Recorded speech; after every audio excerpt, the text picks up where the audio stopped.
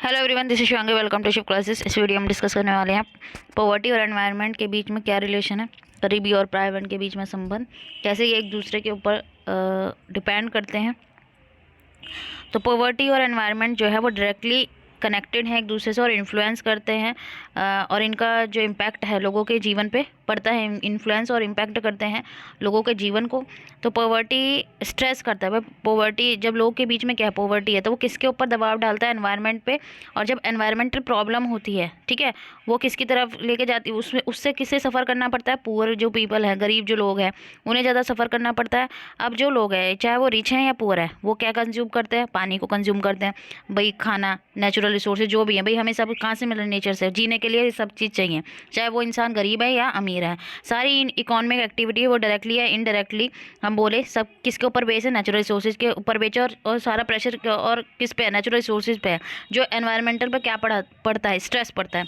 अब environmental damage जो है वो लोगों को प्रभावित कर सकता है, स्पेशली द पुअर। ठीक है, भाई एनवायरमेंटल पे डैमेज होगा तो ज़्यादा उस पर इफेक्ट किस पे पड़ेगा, उसका जो भुगतान है वो किसे करना पड़ेगा, जो गरीब आदमी है।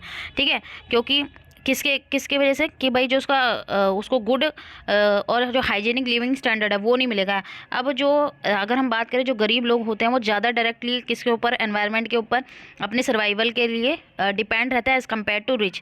ठीक है, क्योंकि उन्हें जो सब चीज़ है भाई किससे मिल रही है, एनवायरनमेंट से। मान लीजिए अब एक रिच पर्सन है, उसके पास एलपीजी की सुविधा है, ठीक है भाई, उसके पास सिलेंडर है, ठीक है, और आजकल तो पाइपलाइंस भी हैं घरों में। लेकिन एक गरीब आदमी है, ठीक है, तो वो क्या जाएगा, वो जंगल में जाएगा, लकड़ी काटेगा, ठीक है, आग जलाने के लिए, अपना खाना बनाने के लिए। तो वो डायरेक्ट किस पे डिपेंड कर रहा है, एनवायरनमेंट पे डिपेंड कर रहा है। ठीक है, तो poverty often cause people to put relatively more pressure. तो अगर हम देखें जो गरीबी है, भाई हिंदी मीडियम वाले यहाँ देख सकते हैं, आपका नेक्स्ट स्लाइड में है। तो अगर हम देखें कि वो कारण बनती है कि जो गरीबी है कि वो एनवायरनमेंट पे प्रेशर बनाती है। ठीक है, तो उससे क्या होता है कि भाई जब लार्जर फैमिली होंगी, भाई जहाँ पे ज़्यादा गरीबी है, तो improper human waste disposal leading to. अब जब ज़्यादा लोग किस पे डिपेंड कर रहे हैं कि भाई उनकी गरीब ज़्यादा हैं, ठीक है, तो उन्हें नहीं पता कि किस तरीके भाई उनकी जो कंडीशन है वो अनहेल्दी है, वो ज़्यादा उनका जो प्रेशर रहेगा वो किसके ऊपर रहेगा, एनवायरनमेंट के ऊपर रहेगा। ठीक है, वो एनवायरनमेंट के जो भी हमें एनवायरनमेंट से जो भी हमें नेचर से रिसोर्स मिल रहा है, ओवर एक्सप्लॉइट होंगे जो हमारे नेचुरल रिसोर्सेज हैं। ठीक है, डिफोरेस्टेशन ज़्यादा होगा, भाई लोगों को अपनी नीड्स पूरा करने के लिए पेड़ों की कटाई होगी। ठीक है, insufficient knowledge about agriculture practice, कि भाई एग्रीकल्चर से भाई अगर आप पेड़ काट रहे हो तो आप और लगा भी सकते हो, आप बस काटे जा रहे हो। ठीक है, तो आपको प्रॉपर नॉलेज नहीं है, तो हमारी जो भाई कि खेती कैसे की जाती है उसके बारे में भी नॉलेज नहीं है, तो जो ज़मीन है वो बंजर होती जाएगी। तो भाई कहाँ से होगा, तो पेड़ कहाँ से होंगे, एनवायरनमेंट पे तो इफेक्ट पड़ेगा ना। तो और अगर हम देखें जो एनवायरमेंटल प्रॉब्लम है, ऐड मोर टू मोर, जो किसके ऊपर ज़्यादा इफेक्ट पड़ती है, जो लोग गरीब हैं उनके ऊपर। क्योंकि एनवायरमेंटल प्रॉब्लम जो है जिससे सफ़र करेगा, एनवायरमेंटल डैमेज होगा, भाई अब फ्लड आएगी, ठीक है, और जो भी और भी है एनवायरनमेंट से रिलेटेड प्रॉब्लम, तो ज़्यादा सफ़र कौन करेगा, जो गरीब आदमी होगा। ठीक है, अगर उसने झोपड़ी डाल रखी है, भाई एक आदमी है, भाई उसका प्रॉपर पक्का मकान है, ठीक है, अगर फ्लड आई तो ज़्यादा नुकसान किसे होगा, जो गरीब आदमी, उसका जो अमीर आदमी, पानी तो उसके घर में भी घुसेगा अगर कहीं आ रही है, लेकिन उसका घर वहाँ से हिलेगा तो नहीं ना।